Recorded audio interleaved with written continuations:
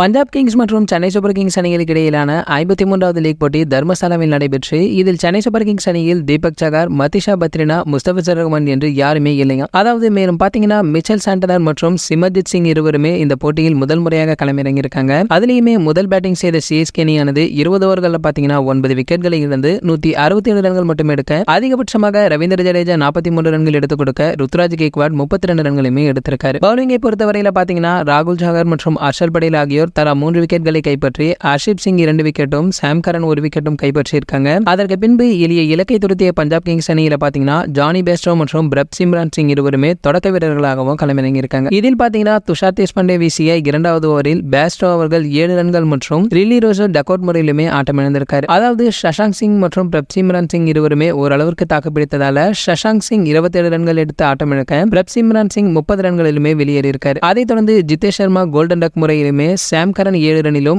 அஷிதேஷ் சர்மா 3 ரன்களிலுமே ஆட்டமிழந்திருக்காரு. கடைசியில் பாத்தீங்கன்னா ஹர்பிரீத் பிரடார் 17 ரன்களும், ஹர்ஷல் படேல் 12, ராகுல் சாகர் 16 ரன்களில் வெளியேறியிருக்காரு. இறுதியாக ரபாடா அவர்கள் 11 ரன்கள் எடுக்க, மேலும் 20 ஓவர்களில் பாத்தீங்கன்னா பஞ்சாப் கிங்ஸ் அணியானது 9 விக்கெட்களை இழந்து 139 ரன்களை மட்டுமே எடுத்து 28 ரன்கள் வித்தியாசத்திலுமே தோல்வியை தழுவியிருக்காங்க. இந்த போட்டியில் பாத்தீங்கன்னா தோல்வியடைந்ததன் மூலமாக பஞ்சாப் கிங்ஸ் விளையாடிய 11 போட்டிகளில் 7வது தோல்வியை தழுவியிருக்காங்க. அதோடு 3 ஆண்டுகளுக்கு பிறகு, அதாவது 1115 நாட்களுக்கு பிறகு பஞ்சாப் கிங்ஸ் அணியை 28 ரன்கள் வித்தியாசத்தில் சிஎஸ்கே வீழ்த்தி புதிய சாதனை படைத்திருக்கு. கடைசியாக கடந்த 2021ஆம் ஆண்டு நடைபெற்ற ஐபிஎல் தொடரின் 8வது லீக் போட்டியில் 6 விக்கெட்கள் வித்தியாசத்தில் பஞ்சாப் கிங்ஸ் அணியானது சிஎஸ்கே வீழ்த்தியது என்பதும் குறிப்பிடத்தக்கது. சரி, ஓகே, இது போன்ற கிரிக்கெட் பற்றி வெளியாகும் அனைத்து செய்திகளை நீங்க உடனே தெரிஞ்சுக்க நம்மளுடைய கிரிக்கெட் நியூஸ் அப்டேட் நம்ம சேனலை சப்ஸ்கிரைப் பண்ணிக்கங்க. பக்கத்தில் உள்ள பெல் ஐகானை கிளிக் பண்ணிட்டீங்கன்னா நீங்க நம்ம வீடியோவை மிஸ் பண்ணாம பார்க்கலாம்.